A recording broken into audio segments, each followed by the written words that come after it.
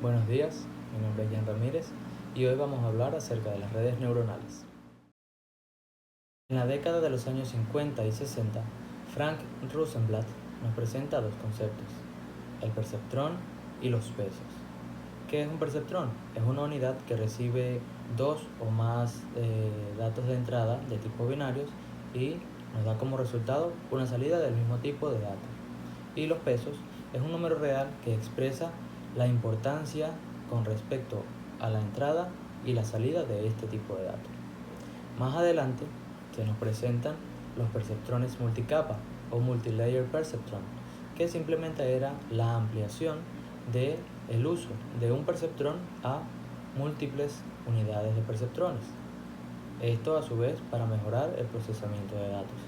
Y también se nos presentaron en conjunto a esto los diferentes tipos de capas, como por ejemplo capas de entradas, capas ocultas o capas de salidas, que manejaban igualmente tipos de datos binarios. En los años 80, cuando conocemos el Machine Learning, esto va cambiando un poco a través de las neuronas sigmoides. ¿Qué son este tipo de neuronas? Pues simplemente son tipos de neuronas artificiales que se encargan de procesar datos reales, como por ejemplo decimales. Y en complemento a esto, se nos presentan un tipo de redes llamados feed-forward, que garantizan que la información ya procesada sea la entrada de la siguiente capa. Esto pues quiere decir que no hay loops hacia atrás o bucles hacia atrás de información que ya no valga la pena procesar. Esto quiere decir que siempre se va a seguir alimentando las capas de información optimizada ya y procesada. El objetivo fundamental de las redes neuronales siempre ha sido la resolución de problemas de la misma manera o parecida como lo haría el cerebro humano.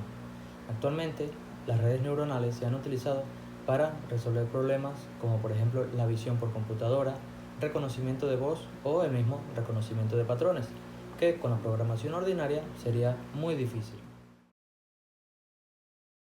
Entre sus características tenemos topología, mecanismo de aprendizaje, tipo de asociación entre información de entrada y de salida y representación de información de entrada y de salida.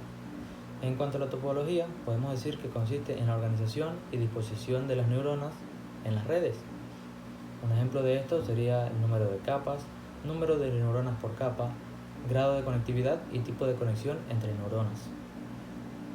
Más precisamente tenemos redes de tipo monocapa, que es una organización de manera lateral de todas las neuronas, formando una sola capa de un tamaño significativo. También tenemos redes multicapa, que simplemente es la organización de un cierto número de neuronas encima de otras, estructuradas de esa manera. Continuamos con el mecanismo de aprendizaje. Es el proceso simplemente mediante el cual las neuronas o las redes cambian el valor de sus pesos para determinar si una información es o no inservible. Cuando el umbral llega al número determinado o por ejemplo 0, se descarta ese tipo de información y no se vuelve a procesar en una nueva entrada. Tenemos el tipo de asociación entre información de entrada y de salida y esto es lo que podemos conocer como memoria asociativa. Simplemente es el proceso de relación o de asignar una relación o asociación entre la información que sale de una capa o de una neurona y entra a otra para que esta misma información tenga sentido. Por último, tenemos la representación de información de entrada y de salida. ¿Esto qué es? Pues tenemos acá redes continuas. Es un gran número de neuronas, ¿verdad?, que simplemente aceptan como entrada valores reales, continuos y en su mayoría normalizados. Tenemos redes discretas que, por el contrario de la anterior, simplemente reciben tipos de datos binarios, 0 y 1, datos discretos. Y por último tenemos redes híbridas que lo que hace es captar información de entrada de manera continua, o sea, como el primer tipo de red, y simplemente ofrece un tipo de información de salida de manera discreta o binaria.